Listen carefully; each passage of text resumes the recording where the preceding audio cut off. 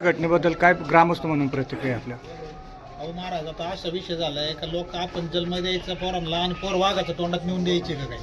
म्हणजे आपण जगायचं का तोच राजा झाला इथला, हा असा प्रश्न पडला आमच्यासारख्या माणसांना. नाही, आपण जगायचंच नाही. आता तो सगळी दुनियाच वाघाची झाली आणि आपण त्याचे नोकर झालो का नाही?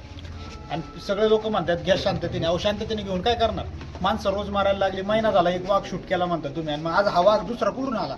हा दुसरा तिसरा वाघ नाही. आमचं तर म्हणणं आहे हा तोच वाघ आहे. फक्त ही अशी घटना घडली का दाखवण्यापुरतं लोकांना शांत करण्यासाठी काहीतरी तुटका मुटका असा निर्णय घ्यायचा आणि एखादा वाघ शूट करायचा, 2 वाघ पकडायचे पिंजऱ्यात आणि ते घेऊन जायचे आणि परत ते कुठेतरी मोकाट सोडून द्यायचे. अहो ते पुन्हा इथंच येतात, पुन्हाच माणसांवर हल्ला करतात. इथून मागच्या घटना संध्याकाळी व्हायच्या.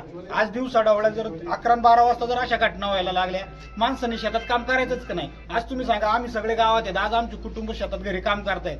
घरी बाई असेल, एखादी बाई घराच्या मागे धुणं भांडं गिरत असेल, लहान पोरगं तिथे खेळत असेल, काय आता माणसाने कामधाम सोडायची, सगळं कामधंदा सोडायचा आणि त्या मुलाबाळांनाच लक्ष द्यायचं का?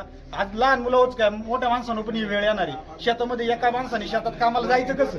ग्रामस्थ म्हणून तुम्ही काय निर्णय घेणार आहे? प्रशासन किती वेळेने पोहोचलं, काय सांगाल तुम्ही? प्रशासनाला यायला 1 तास लागला आणि 1 तासात फक्त पोलीस प्रशासन आले. फॉरेस्ट प्रशासनाचा एक कोणीतरी रेंजर फक्त साधा आलाय. ना त्यांची गाडी आली, ना त्यांचा कुठला फौज फाटा आलाय, ना त्यांचं कोणी बाकीची माणसं कुठलाही एखादा जबाबदार अधिकारी ते एकही इथं फॉरेस्ट विभागाचा आता आलेला नाही साहेब. ग्रामस्थ म्हणून काय निर्णय असणार आहे? तुम्ही कसा ग्रामस्थ निषेध म्हणून आमचा निर्णय आहे का फॉरेस्ट विभागाचे अधिकारी प्रथमतः इथं आले पाहिजेत आणि त्या अधिकाऱ्यांनी ही जबाबदारी घेतली पाहिजे आणि त्यांचा जो काय निर्णय आहे का त्यांची ही जबाबदारी स्वीकारून काय उपाययोजना करणार आहे किंवा उद्या परत आमचा कुठलाही माणूस आला असा दगाफटका होणार नाही किंवा कुठलाही एक आमचा जीव जाणार नाही, यासाठी ते काय करणार आहे याची त्यांनी आम्हाला पहिली इथं आश्वासन दिलं पाहिजे. एवढी आमच्यापेक्षा. तसं आमचं म्हणणं आहे की या डेड बॉडीला सुद्धा हात लावू नये त्यांनी. धन्यवाद.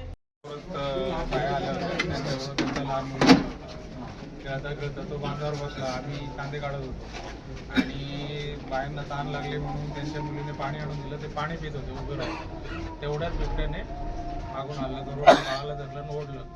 जसं ओढलं त्याची आई ओरडली. आई पुढे पळाली, तिच्या मागे मी पळालो. ऊसाच्या वावरात आतमध्ये जाऊन 10-15 फुटावरून बाळाला पावणे 12च्या दरम्यान झाली का आता. म्हणजे कामाला सुरुवात होऊन अर्धे वाजता